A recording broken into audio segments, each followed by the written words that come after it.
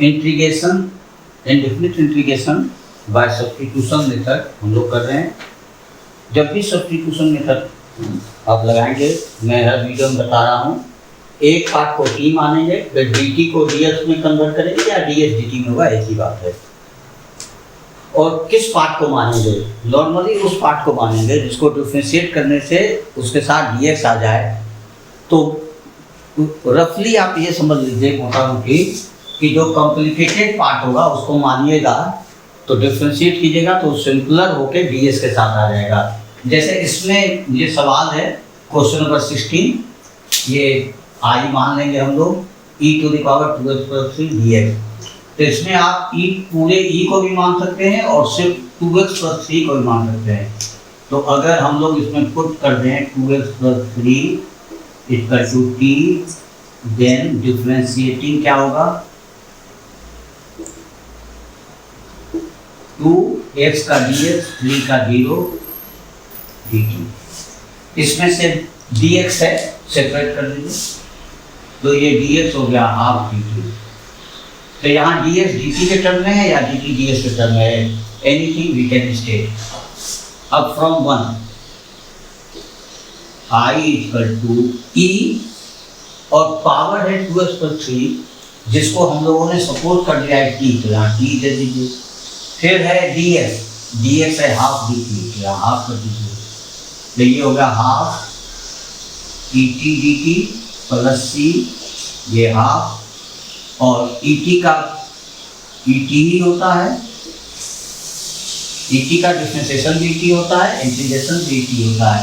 तो half e t का power 2x+3 और एक कांस्टेंट देंगे। याद रखिए अगर e पर पावर मानते तब भी यही आंसर आता है। इसी तरह से दूसरे में देखिए, ऊपर है x और नीचे पावर है x²। इसमें सिंपलर है x, रहने दीजिए।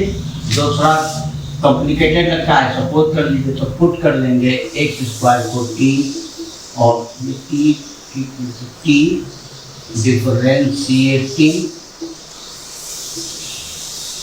x² का 2x dx = dt।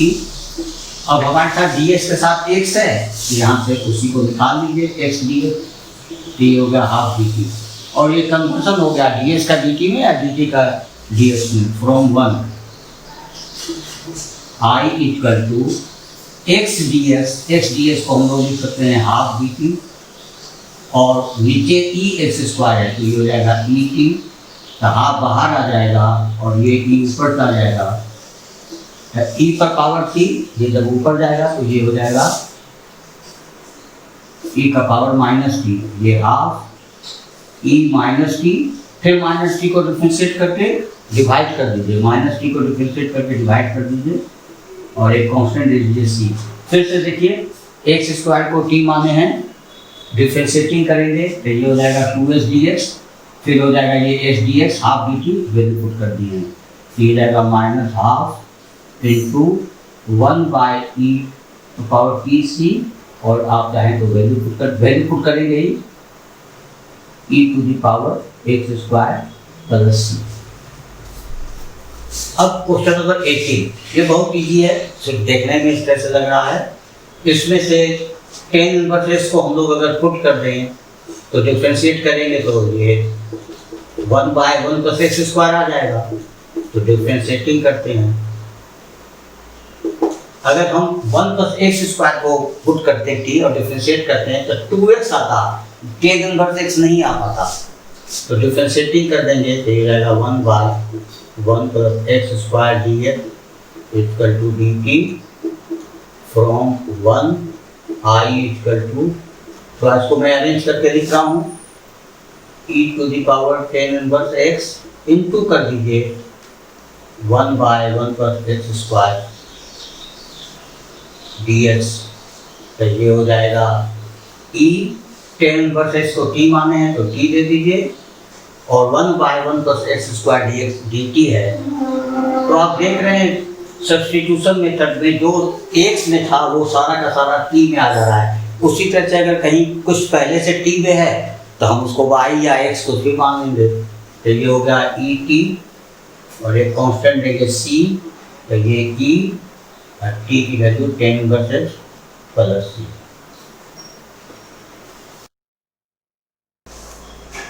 Substitution method ही चल रहा है। ये क्वेश्चन नंबर 19 है, एक्सरसाइज 7.2 एनसीईआरटी का। e2x माइनस 1 e पर पावर 2x माइनस 1 e पर पावर 2x प्लस 1। इसमें से अगर आप इसी को भी मानेंगे, डिफरेंशिएट करेंगे तो 1 का 0 आ जाएगा और ये e2x सिंगल आएगा, लेकिन यहाँ e2x के साथ एक और टर्म है माइनस।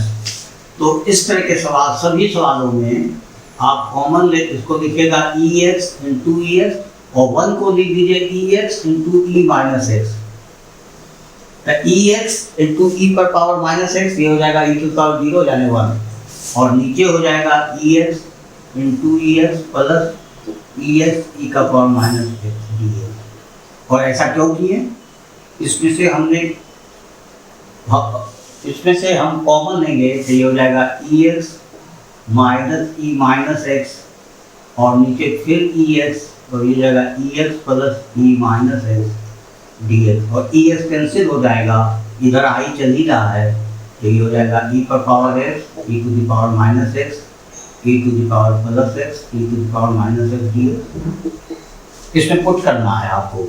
इसमें से अगर आप ऊपर वाले को पुट करेंगे तो इसका आ जाएगा ex, फिर माइनस का प्लस हो जाएगा, तो ये आ जाएगा ex plus e minus x.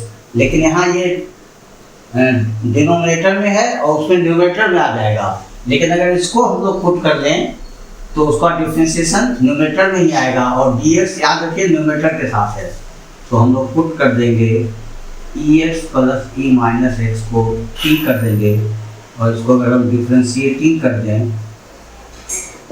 तो ये हो जाएगा ex और फिर ex dx, इसका हो जाएगा ex फिर माइनस एक्स का minus dx equal to dt।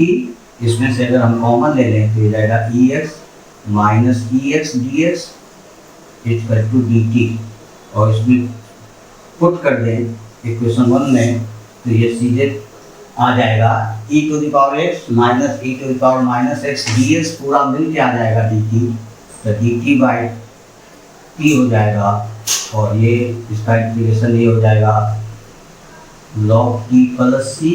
अब log की वैल्यू आप पुट कर दीजिए, तो log की वैल्यू है ex plus e minus t की वैल्यू है log t, तो t की वैल्यू है e पर पावर x प्लस e पर पावर x प्लस e पर power minus x plus c। अब इसमें देखिए 20 में यहाँ पर -1 था तो इतना काम करना पड़ा, लेकिन वहाँ पर -1 या +1 नहीं है, तो इसको आप डायरेक्ट पुट कर सकते हैं। जैसे यहाँ पर जब जैसा नीचे था वैसा ऊपर न्यूमरेटर सेम आ गया था, यहाँ पहले से बना हुआ है, तो आप पुट कर दीजिए e2x plus e minus 2x equal to t differentiating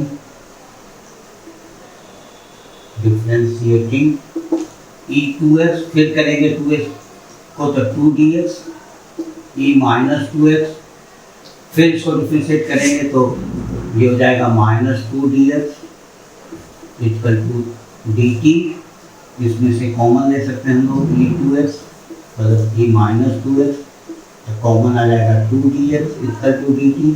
लेकिन हमें न्यूमरेटर में सिर्फ e2 पर पावर x माइनस e पर पावर माइनस 2x है, तो 2 को उस तरफ कर दीजिए, तो देयरफॉर ex प्लस e पर पावर माइनस 2x dx, और ये 2 उस तरफ अगर चला जाएगा तो ये हो जाएगा half dt from 1 i equal to numerator जो है वो पूरा मिल करके dt के बराबर हाफ dt है, तो आप लिख दीजिए हाफ dt, और इसके नीचे है t, तो ये हो जाएगा हाफ dt बाई t, ये हो जाएगा half log mod t plus c half log e पर पावर 2x प्लस e पर power minus 2x plus c। ये जो t की वैल्यू पुट किए थे फिर सब्स्टिट्यूट कर दिए। इसकी सब जगह यही ट्रिक है, याद रखिए कि किसी एक टर्म को इस t मानिए और फिर dt को dx में ले आइए या dx को dt में ले आइए, इट इज द सेम।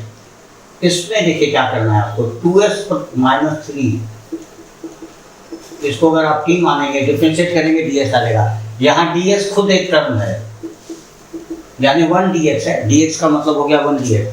तो ये डिफरेंशिएटिंग, ये 2x का dx, ये 3 का 0, t का dt। इसमें dx के साथ 2 नहीं है तो सिर्फ dx निकाल दीजिए आप। तो dx equal to half dt from 1 I equal to 10 square 2x minus 3 को हम लोगों ने t माना है तो t दे देंगे, और ds की वैल्यू है हाफ dt, तो हम लोग हाफ dt कर देंगे। तो ये हाफ बाहर आ गया। 10 स्क्वायर t का इंटीग्रेशन डायरेक्ट नहीं होता है, इसको सेक में बदल दीजिए। तो सेक स्क्वायर t माइनस 1 ये हो गया dt। अब ये half sec square t dt और फिर ये माइनस हाफ 1 dt, तो हाफ हो गया ये। और सेक स्क्वायर t का इंटीग्रेशन होता है 10t माइनस हाफ dt का t plus c, value put कर दिए half 10 2x plus 3 minus half 2x plus 3।